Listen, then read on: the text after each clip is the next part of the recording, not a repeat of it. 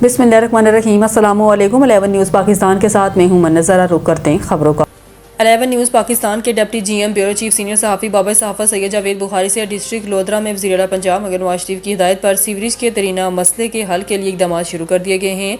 इस हवाले से डिप्टी कमिश्नर मोहम्मद अशरफ की ख़ुसूसी काविशों पर हुकूमत पंजाब वज़ीर आला पंजाब मगर नवाज शरीफ ने 6.5 अरब रुपए के हतीर फंड जारी कर दिए हैं।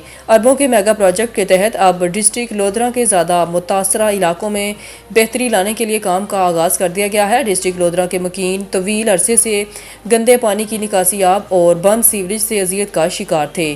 ताहम डिप्टी कमिश्नर मोहम्मद अशरफ ने इस मसले को अपनी अव्वलीन तरजीह करार देते हुए मुतासरा इलाकों के हंगामी दौरे किए और तकनीकी बुनियादों पर हुकूमत पंजाब को ठोस सिफारिशात भिजवाईं, जिस पर हुकूमत पंजाब वज़ीर आला पंजाब मगर नवाज शरीफ ने हंगामी बुनियादों पर ज़िला को 6.5 अरब रुपए फराहम किए हैं। फंड्स मिलने के बाद अब ज़िला लोधरा शहरों के सीवरेज की बहाली का काम शुरू कर दिया गया है। डिप्टी कमिश्नर मोहम्मद अशरफ का नुमाइंदा 11 न्यूज़ से कहना था कि इस मेगा प्रोजेक्ट से शहरी इलाकों के मसाइल हल हो जाएंगे।